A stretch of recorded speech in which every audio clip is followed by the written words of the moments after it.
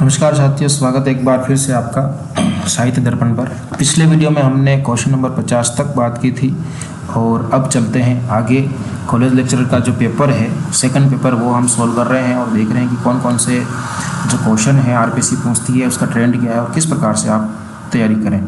तो भक्तिकालीन, question number 51 है कि भक्तिकालीन कृष्ण काव्य धारा के संबंध में कौन सा कथन सही नहीं है। राम काव्य धारा से संबंधित प्रश्न अपन पहले देख चुके थे और अब हम बात करें कि कृष्ण काव्य धारा से संबंधित। तो पहला ऑप्शन है कि इसकी एक सामान्य प्रकृति यह है कि यह अधिकतर प्रबंध रूप में रचा गया है, और बिल्कुल यही जो इसका जो पहला जो ऑप्शन है वही गलत है, यानी कि सही नहीं है। तो अपना जो आंसर होगा एक, क्योंकि जो अधिकतर जो काव्य रचा गया है वो प्रबंध में नहीं है जबकि गीत पदों में है। और दूसरा जो है कि पुष्टि मार्ग की कृष्ण काव्य में गोपाल कृष्ण की बाल लीला को विशेष महत्व दिया गया है, बिल्कुल दिया गया है। कृष्ण काव्य का सर्वाधिक प्रिय विषय राधा कृष्ण की प्रेम लीला है, यह भी सही है। और अधिकांश कृष्ण काव्य गीत पदों में रचा गया है, तो ये ऑप्शन जो अपन ऊपर देख रहे थे कि अधिकतर जो प्रबंध में है जबकि वो प्रबंध में नहीं है, वो कृष्ण काव्य जो है वो गीत पदों में रचा गया है। प्रश्न नंबर 52 में चलते हैं और 52 कहते हैं कि कौन सा जो विकल्प है वो सुसंगत नहीं है, यानी कि जो ऑप्शन इधर दे रखा है सामने, उसके ठीक सामने उसने इधर रचना दे रखी है, उधर रचनाकार का नाम।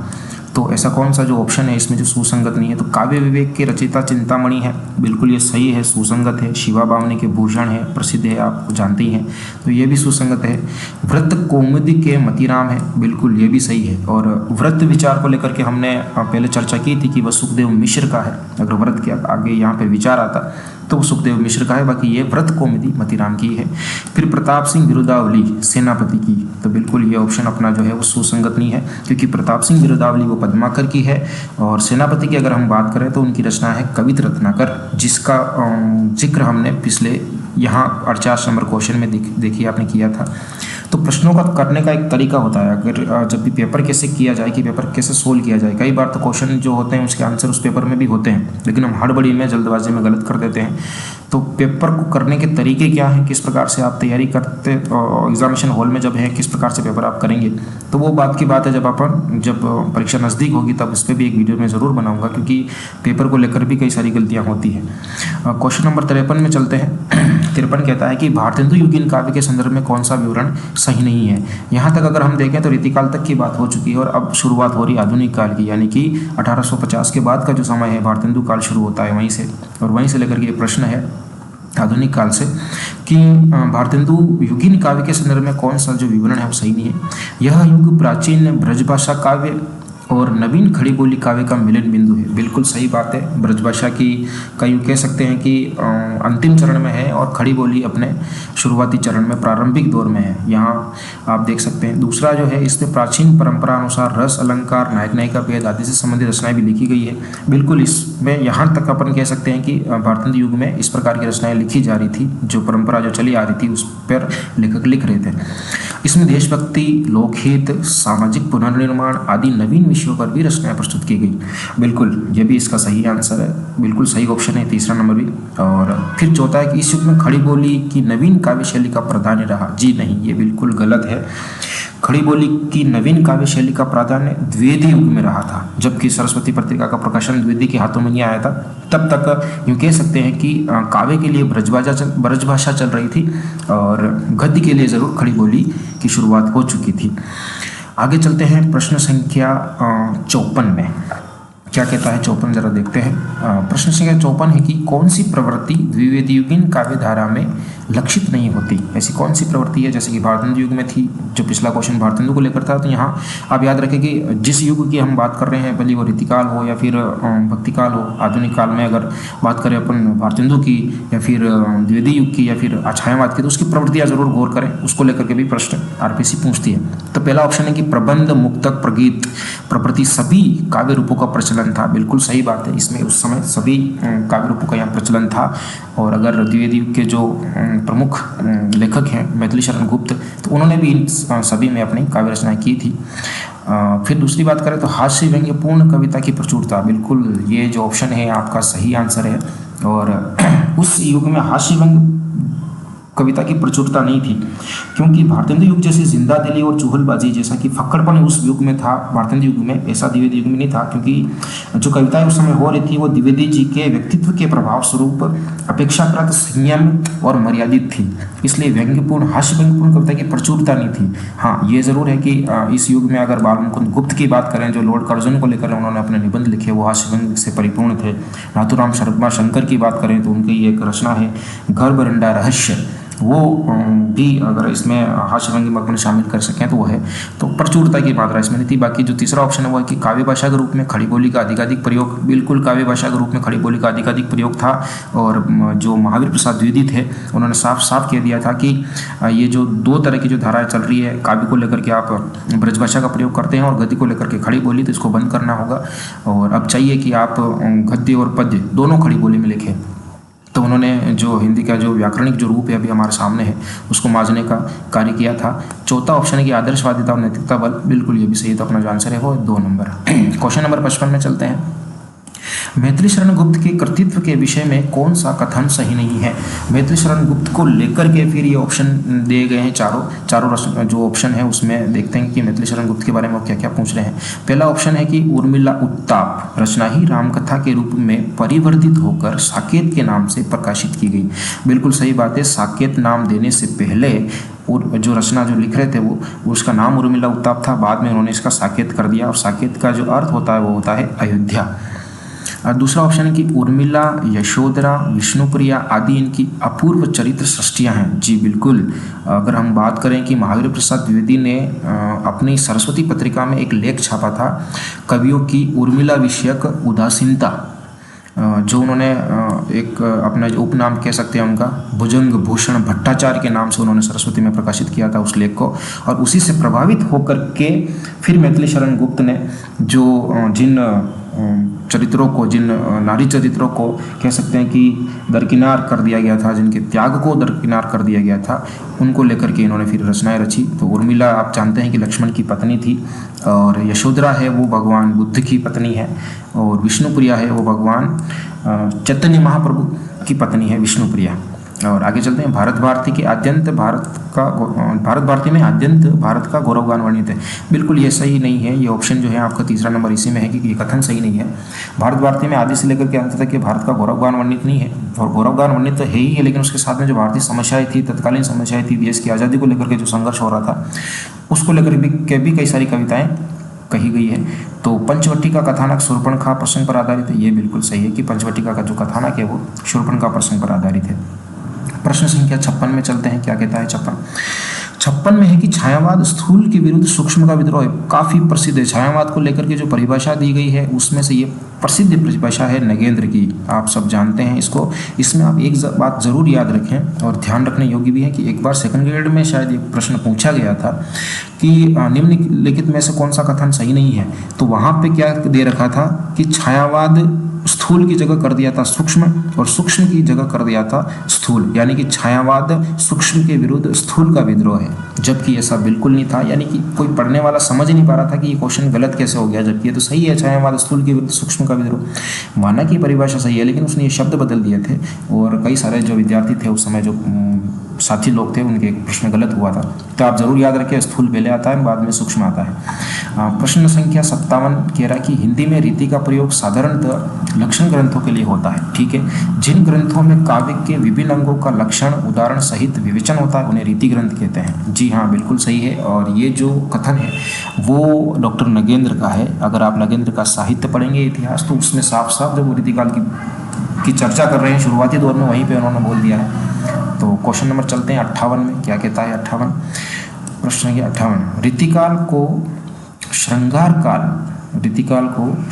काल किस किसने कहा है? ये लेकर के ये कह रहे हैं, रीतिकाल को श्रृंगार काल किस किसने कहा है? एक सेकंड, थोड़ी सी। हाँ, रीतिकाल को श्रृंगार काल कहने वाले कौन कौन से हैं? तो विश्वनाथ प्रसाद मिश्र। तो इसका आंसर है वही पहला है कि विश्वनाथ प्रसाद मिश्र ने ही रीतिकाल को श्रृंगार काल कहा था। और अगर बात करें मिश्र बंधु की, तो मिश्र बंधु जो है उन्होंने अलंकृत काल कहा था। याद रखें, मिश्र बंधुओं ने इसको अलंकृत काल कहा था।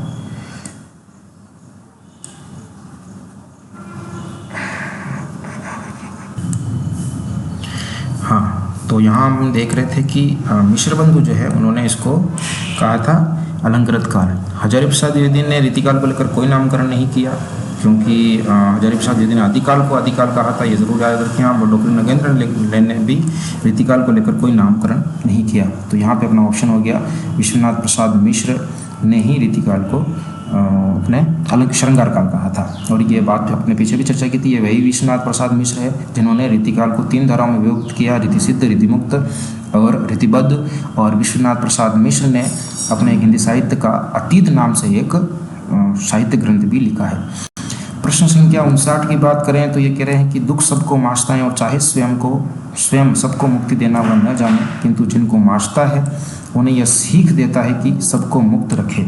इन कविता में पंक्तियों की रचनाकार है, प्रसिद्ध पंक्तियां हैं और अज्ञेय की हैं, याद रखने योग्य भी हैं, तो आप जरूर याद रखें। अज्ञेय प्रयोगवादी कवि हैं, तो इनकी जो रचनाएं हैं, जो भी पंक्तियां हैं, आप जरूर याद रखें। अगले क्वेश्चन में चलते हैं कि 60 नंबर क्या कह रहा है। प्रश्न संख्या 60 के निम्नलिखित को सुमेलित कीजिए। उल्टे पुल्टे दे रखे हैं, आपको सुमेलित करना है। अ दे रखा है कि वियोगी होगा पहला कवि, आज से उपजा होगा गान। ये भी प्रसिद्ध पंक्तियां हैं और पंत की है, यानी कि यहाँ पे आपको सीधा आप यहाँ से चलेंगे 4 नंबर में। वियोगी होगा पहला कवि, आज से उपजा होगा गान, पंत की। प्रकृति के यौवन का श्रृंगार करेंगे, कभी न बासी फूल। ये हैं प्रसाद की पंक्तियाँ, ये भी प्रसिद्ध है, तो जयशंकर प्रसाद की है। कभी कुछ ऐसी तान सुनाओ कि जिससे उथल पुथल मच जाए, एक हिलोर इधर से आए, एक हिलोर उधर से आए। प्रसिद्ध पंक्तियाँ हैं बालकृष्ण शर्मा नवीन की। तो अगले चलते हैं अपन। धन्य में पिता निरर्थक था, कुछ भी तेरे हित न कर सका। प्रसिद्ध पंक्तियां हैं, सरोज स्मृति से ली गई है, और सरोज स्मृति की जो रचनाकार है वो है निराला, जो कि हिंदी साहित्य का शोक गीत है, जानते हैं आप। और तो इसका जो ऑप्शन नंबर की हम बात करें तो वो हो जाएगा 3, इसका सही आंसर। आगे चलते हैं प्रश्न संख्या 61 पर। निराला की काव्य कृतियों से संबंधित कौन सा कथन सही नहीं है? निराला की काव्य कृतियों से संबंधित कौन सा कथन सही नहीं? तो पहला है, अनामिका में संग्रहित अधिकांश रचनाएं उत्कृष्ट भाव व्यंजना तथा कलात्मक प्रौढ़ता की द्योतक है। बिल्कुल सही है ये। अनामिका उनका पहला कविता संग्रह है। अपगीतु, अनामिका, परिमल, गीतिका और तुलसीदास। फिर चलते हैं, सरोज समर्थ हिंदी का श्रेष्ठ शोक गीत है। बिल्कुल सही बात है, जो उन्होंने अपनी पुत्री को लेकर के, जब उनकी पुत्री का देवसान हो गया तो उसके बाद उन्होंने लिखा था सरोज समृति, जो हिंदी का श्रेष्ठ शोक गीत है। फिर बात करते हैं, राम की शक्ति पूजा में कवि का पौरुष और ओज चरमोत्कर्ष के साथ अभिव्यक्त हुआ। जी बिल्कुल, राम की शक्ति पूजा और सरोज समृति 35-36 दोनों की समकालीन रचनाएं हैं।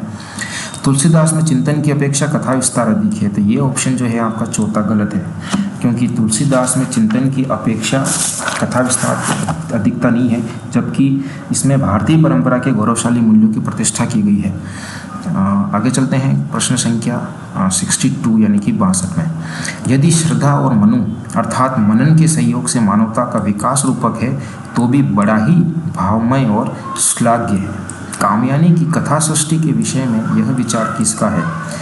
ये क्वेश्चन अगर हम बात करें इस प्रश्न की तो काफ़ी डिफिकल्ट पूछा है। इसके वैसे ऑप्शन नंबर 3 इसका सही है, जयशंकर प्रसाद। और आपको बताता चलूँ मैं यहाँ की ये जो प्रश्न दिया है इन्होंने कामयानी जो मूल जो किताब है उसकी जो भूमिका है, यानी कि जो आमुख लिखा है जयशंकर प्रसाद ने, वहाँ से दिया है। यानी कि अगर आपने जयशंकर प्रसाद की कामयानी खरीदी हो और कभी पढ़ी हो उसकी भूमिका, तो वहाँ से ये क्वेश्चन आप कर सकते थे। तो ये मेरिट निर्धारण करने वाला क्वेश्चन है, क्योंकि और कई बार ये भी होता है कि श्रद्धा और मनु की बात हो रही है, कामयानी की बात भी हो रही है, तो हम कई बार अपना दिमाग एक्स्ट्रा लगाते हैं कि इसके बारे में जयशंकर प्रसाद ने तो नहीं कहा होगा, क्योंकि ये तो उनकी किताब ही है, वो क्यों कहेंगे, कोई और ही कह रहा होगा।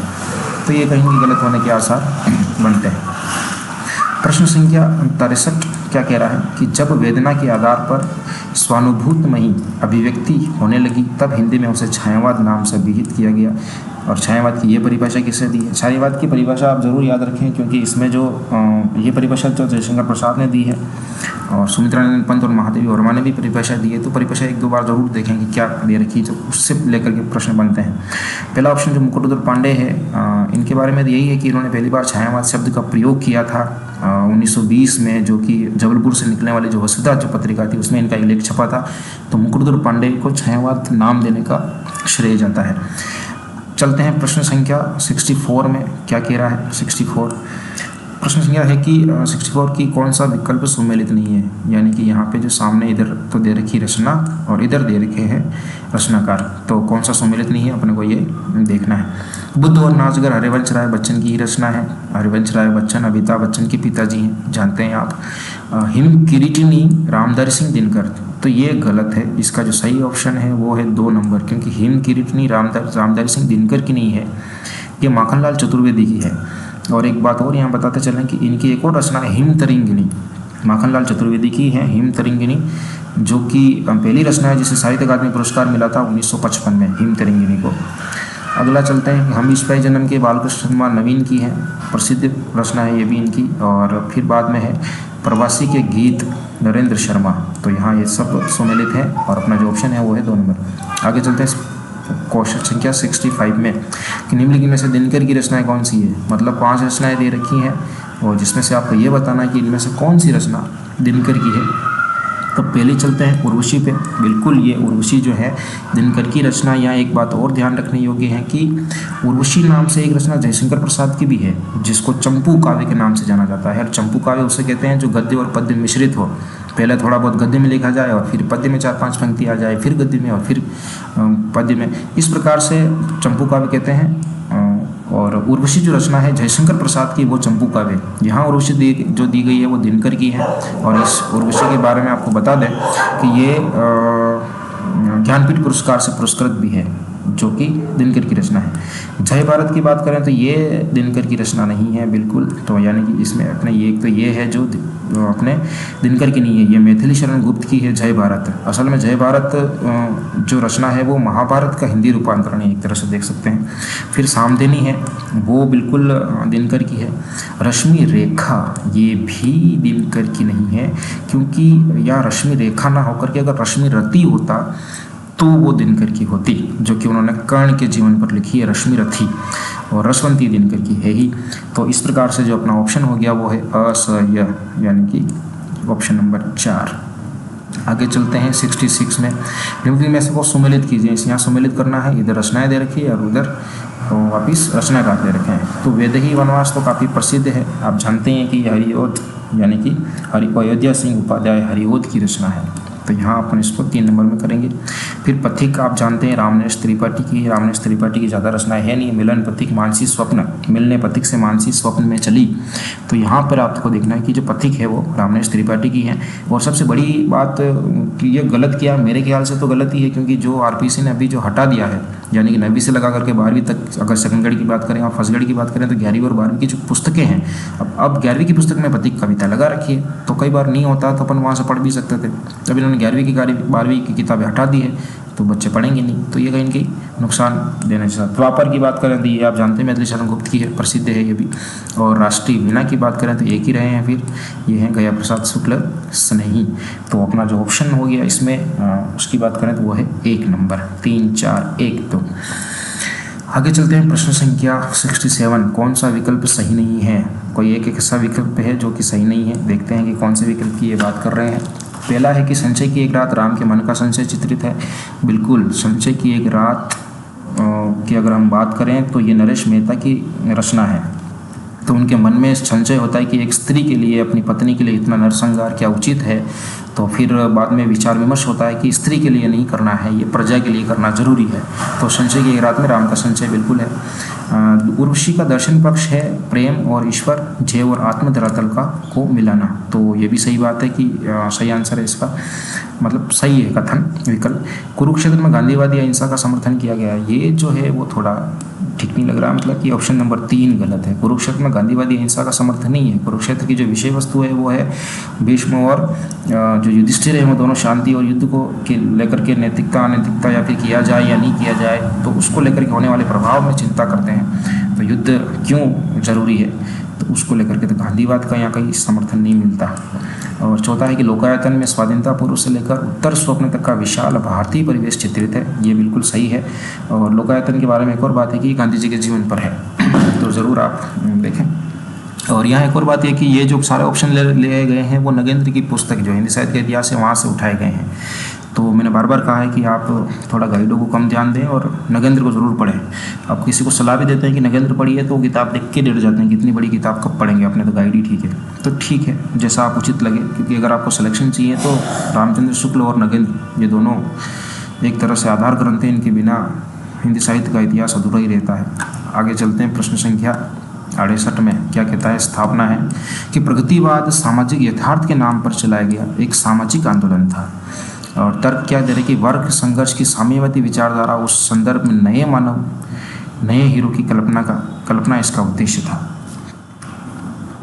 अब ये प्रश्न जो 68 नंबर है, ये मुझे लगता है कि ए और आर दोनों सही है, जबकि इसमें जो ऑप्शन में जो आरपीसी ने किया है वो किया है कि ए गलत है और आर सही है।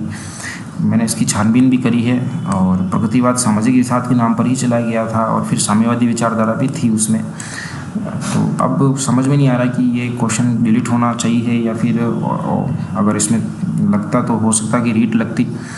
तो मेरे ख्याल से तो ए और आर दोनों सही है, क्योंकि ये दोनों ही जो हैं वो प्रगतिवाद की विचारधारा को लेकर के चलते हैं, उसकी विशेषताओं में भी आते हैं।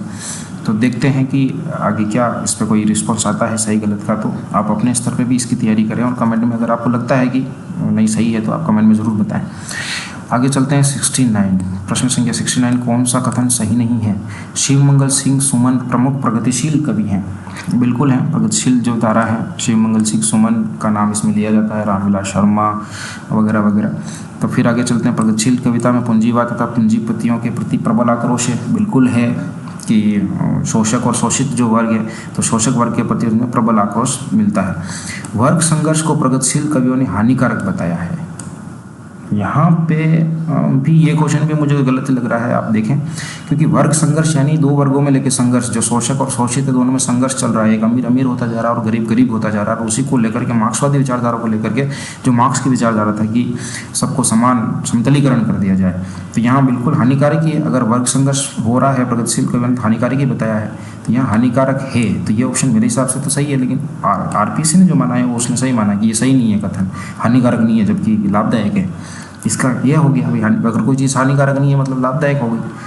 तो ये थोड़ा सा देखना, सर्वहारा के प्रति प्रगतिशील कवियों की पूर्ण सहानुभूति, ये दोनों क्वेश्चन जो मैंने आपको दिखाए हैं, क्वेश्चन नंबर 68 और 69, आप ज़रूर देखें एक बार, इसके बारे में चर्चा करें और मुझे भी बताएं कि क्या सिस्टम है। मेरे ख्याल से तो जो ऑप्शन है वो दूसरी हैं।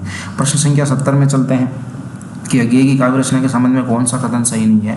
अज्ञेय की काव्य रचना के संबंध में कौन सा कथन सही नहीं है। इन्होंने छायावादी कविताओं से अपनी काव्य यात्रा प्रारंभ की है, बिल्कुल सही है। शुरुआती दौर में वो छायावादी थे, बाद में प्रयोगवादी बने। तो शुरुआत तो कहीं से करनी है। जैसे कि महादेवी वर्मा की बात करें तो वो बोली छायावाद की कवित्री थी, या फिर उन्होंने जितनी शानदार खड़ी बोली में या फिर तत्सम प्रधान शब्दावली में लिखी है, लेकिन उन्होंने अपनी शुरुआत ब्रज भाषा से की थी और ऐसा उन्होंने स्वयं लिखा है। दूसरी अगर हम बात करें तो तार सप्तक द्वारा इनकी नई काव्य यात्रा प्रारंभ होती है। बिल्कुल यहीं से 1943 से पहला तार सप्तक की शुरुआत होती है, जहाँ से जिसमें 7 कवियों को लेकर के इन्होंने 4 तार सप्तक को का प्रकाशन किया था। जो पहला है वो तार सप्तक है, फिर द्वितीय, फिर तीसरा और चौथा। तो बिल्कुल ये सही बात है। प्रयोगवादी धारा के कवियों में उनका स्वर सबसे अधिक वैविध्यपूर्ण है। बिल्कुल ये भी सही है, प्रयोगवादी धारा के कवियों में उनका जो स्वर है वो सबसे ज़्यादा वैविध्यपूर्ण है, विविधता लिए हुए है। और फिर है कि संवेदनाएं सर्वत्र उनकी बौद्धिकता को नियंत्रित करती है, तो ये गलत है। असल में उनकी जो बौद्धिकता है वो संवेदनाओं को नियंत्रित करती है। अगर आप चाहें तो ये डॉक्टर नगेंद्र का जो हिंदी साहित्य का इतिहास है वहीं से ये उठाया गया है, आप चाहें तो वहाँ देख सकते हैं। चलिए आगे बढ़ते हैं क्वेश्चन नंबर 71 में कि धर्मवीर भारती से संबंधित कौन सा कथन सही नहीं है। जिस प्रकार से अज्ञेय के बारे में पूछा था वैसे ही धर्मवीर भारती को लेकर के पूछ रहे हैं कि धर्मवीर भारती को अगर हम देखें तो इनकी जो ऑप्शन है पहला नंबर की, इनकी कनुप्रिया और अंधा युग महाकाव्यात्मक रचनाएं हैं। और ये पहले ही ऑप्शन यहाँ पे कथन सही नहीं है, क्योंकि कनुप्रिया जो कह सकते हैं प्रबंध काव्य महाकाव्य का दर्जा इसको दिया जा सकता है, जिसमें राधा कृष्ण को लेकर के इनकी प्रेम की जो तन्मयता है उसका जिक्र किया गया है। अंधा युग जो है वो प्रबंध काव्य भी नहीं है और महाकाव्य भी नहीं है, तो गीति नाट्य है, जो कि हिंदी का पहला गीति नाट्य देने का श्रेय है इसको जाता है। और जो अंधा युग है उसका जो कथानक की अगर हम बात करें तो वो महाभारत के 18वें दिन से लेकर कृष्ण की मृत्यु तक का इसमें कथानक है। अंधा युग 1954 में आया था ये, तो ज़रूर याद रखें। अंधा युग गीति नाट्य है, यानी कि गीति शैली में लिखा गया है, जिसको गा सकते हैं अपन। और अगर आगे चलते हैं कि अंधा युग अंधों के माध्यम से ज्योति कथा के कथा है जिसमें विजय केवल अंधेपन की होती है। बिल्कुल, अगर आपने अंधा युग पढ़ा है तो उसकी भूमिका में ही ये धर्मवीर भारती ये स्पष्ट कर देते हैं, वहीं से लिया गया है। कन्नूपुरिया में राधा कृष्ण प्रेम की तन्मयता का प्रश्नाकुलता के साथ मनोहर संयोग मिलता है। बिल्कुल ये भी सही है। और ये आधुनिक संवेदना के कवि हैं, ये भी बिल्कुल सही है। तो पहला जो है वो गलत हो गया कि धर्मवीर भारती से संबंधित कौन सा कथन सही नहीं था। इनकी कन्नूपुरिया और अंधे महाकाव्य रचनाएं हैं जो कि नहीं है। प्रश्न संख्या 72 में चलते हैं कि निम्नलिखित में से नई कविता की प्रवृत्ति नहीं है। जीवन के प्रति आस्था, तो बिल्कुल जीवन के प्रति आस्था तो है। अनुभूति की सच्चाई और बुद्धिमूलक यथार्थवादी दृष्टि, निम्नलिखित में से नई कविता की प्रवृत्ति नहीं, तो जीवन के प्रति आस्था है। अनुभूति की सच्चाई और बुद्धिमूलक दृष्टि, यथार्थवादी दृष्टि इसमें है। जीवन मूल्यों का पुनर्परीक्षण, बिल्कुल ये भी सही है कि नई कविता में जो जीवन मूल्य है उनकी पुनः परीक्षा की गई है। व्यक्ति चित्रण वर्गीय चेतना के दायरे में, ये ऑप्शन गलत है कि व्यक्ति चित्रण जो हुआ है वो वर्गीय चेतना के दायरे में नहीं हुआ है सब। तो यहाँ पे देखने वाली बात है कि यहाँ जो ये ऑप्शन जो दिए गए हैं वो भी नगेंद्र से हैं, इसलिए बार बार मैं कह रहा हूँ कि नई कविता, अगर जो भी नई कविता की जो शुरुआत जब नगेंद्र करते हैं तो वहाँ से जब वो अपने उसकी आलोचना समालोचना करना शुरू करते हैं तो वहाँ से ऑप्शन उठाए गए हैं, ज़रूर देखें आप। क्वेश्चन नंबर 73 में चलते हैं कि निम्नलिखित में से तीसरे सप्तक के कवि हैं। तो एक बात आप जरूर याद रखें कि 4 सप्तक हैं अज्ञेय द्वारा संपादित, और चारों सप्तकों के जितने भी कवि हैं आप बड़ी ट्रिकली उनको याद करें, कैसे भी करें, ज़रूर करें, क्योंकि 2 प्रश्न ऐसे होते हैं जो इनसे रिलेटेड आते हैं, यानी कि तार सप्तक से। तो यहाँ पे जो इसका आंसर है कि तीसरे सप्तक के कवि नहीं है, तो वो जो है कवि हैं, यहाँ पूछा है कि निम्नलिखित में से तीसरे सप्तक के कवि हैं, पूछा है। और फिर नीचे विकल्प दिया है, यानी कि अब देखिए आप आरपीसी ने पैटर्न बदल दिया है। 1 लाइनर वाले क्वेश्चन तो खत्म ही हो गए, यानी कि अगर 4 ऑप्शन दे देते ABCD तो कोई एक ही होता, लेकिन यहाँ 5 ऑप्शन जो दे रखे हैं विकल्प, वो 5 दे रखे हैं, फिर वापस ऑप्शन दे रखे हैं। तो इस प्रकार के प्रश्न गलत होने के आसार बनते हैं। अगर आपको पूरा याद नहीं है तो गड़बड़ी हो ही जाएगी।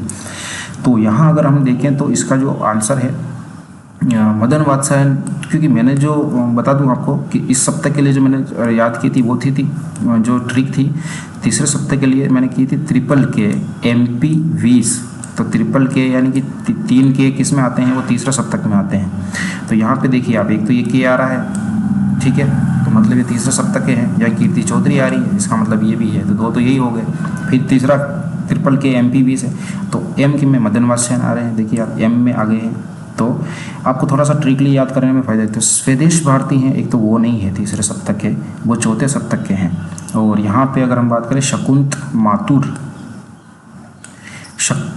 माथुर है ये।